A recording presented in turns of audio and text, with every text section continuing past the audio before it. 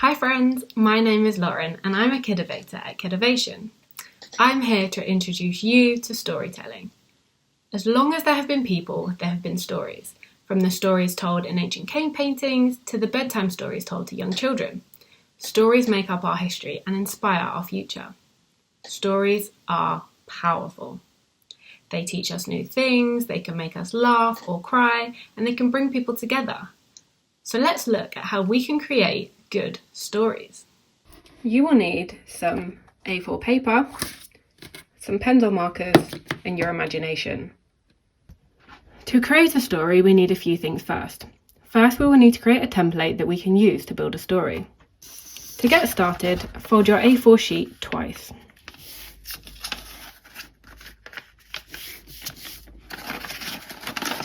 When you flatten it back out, you will see that this has created 4 sections. In the top section, we need to add 3 boxes like you see on screen now.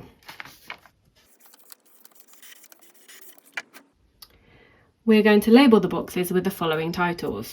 First box, my story's name.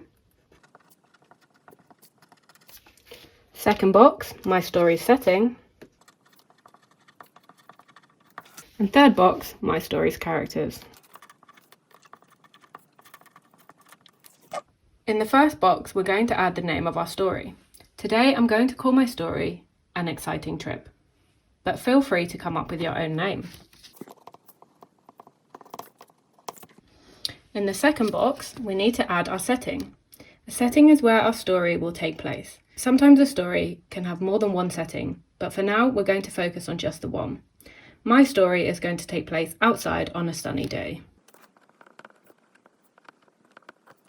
In the third box, we'll need to add our characters. These are the people who will be in your story, and they will each play an important role. You can use the character you created in our persona video, or you can create a brand new one. For my story, I'm going to have 2 characters, Sam and Andy. They're 2 school friends who are enjoying a day off together.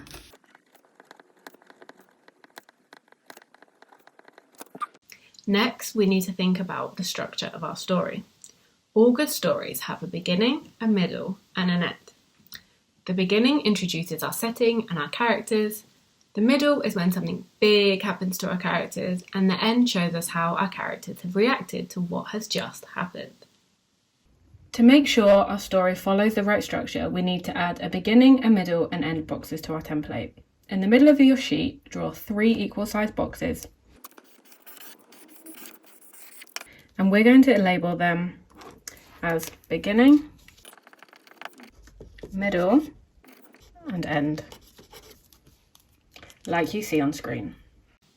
Now we can start filling in these boxes to build our story.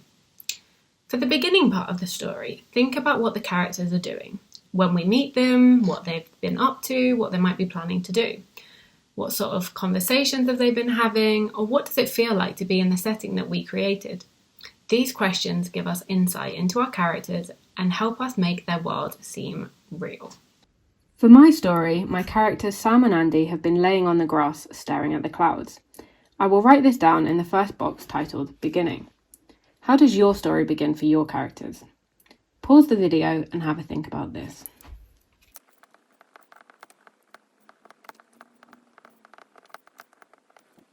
Next, we want to create the middle of our story. This is where something big happens to our characters. Think about what your characters might want or need. What would be exciting for them? What would give them something to talk about? What problem should they need to overcome? Let your imagination go wild. So maybe there's something you wish you could do, like visit another planet or maybe a superpower. It's okay to add things you like because this is your story after all. For the middle of my story, Andy wishes they could see the clouds up close. Suddenly, Sam grabs Andy's hand and they fly into the sky and land on a big cloud.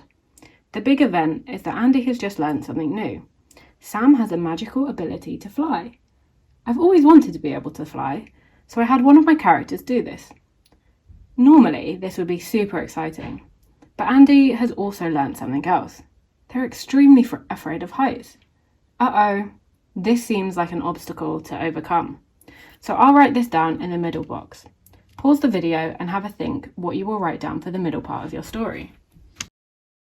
To end our story, think about how might our characters react to what just happened. Maybe they need to overcome a tricky situation, maybe their mood will change from happy to sad, or maybe even angry. Maybe they need to have an important conversation. In my story, Andy is feeling scared. They just learned that they are scared of heights, but they're currently way up in the sky on top of a cloud. To fix this, Andy asks Sam to fly them back to the ground ASAP. Once on the ground, Andy no longer feels scared. Instead, they can now start to feel excited. They just learned that their best friend can fly. How cool is that? Andy expresses his excitement to Sam.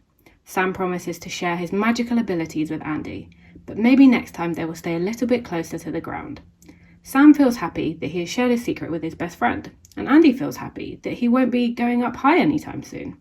I'll write this all down in my ending box. Pause the video and have a think about how you will end your story. Now that we have the basics of your story, it's time to think about who our story is for. For our final section, on the bottom of our page, we're going to draw 2 equal-sized boxes, like you can see on screen now. We're going to label them as my story's audience and how my story makes people feel.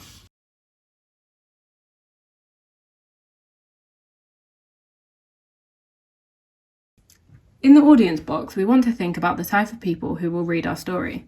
Think of where they live, how old they are, and what kind of hobbies they have.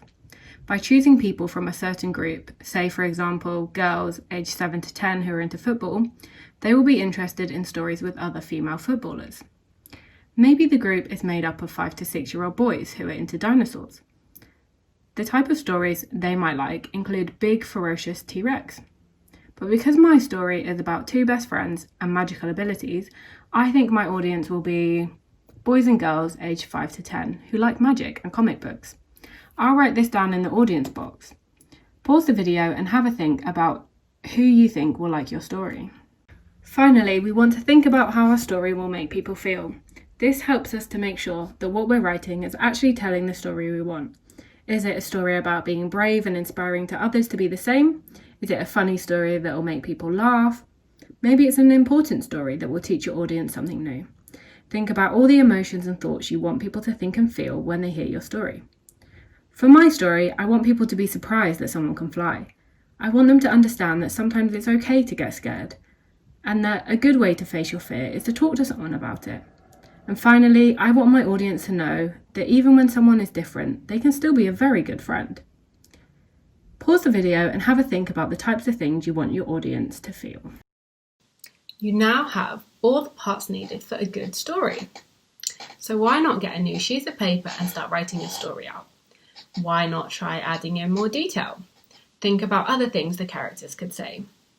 Maybe add in more settings so the characters have more to do. Just use your imagination to build an entire world for your characters. But do remember to stick to the structure you have created. You need your beginning, your middle, and your end. And you still want your audience to feel the same things that you've added in the final box. Now, don't forget that storytelling can be more than just writing a story. It can include props, music, song, dance, and even puppets. You can ask a parent to film you telling your story so you can keep it and share it with friends. We hope you enjoyed this activity. If you want to learn more about design thinking, please subscribe to our channel or have a look at our website, kidovation.org. You can also follow us on Instagram, Twitter, or Facebook. Keep on innovating.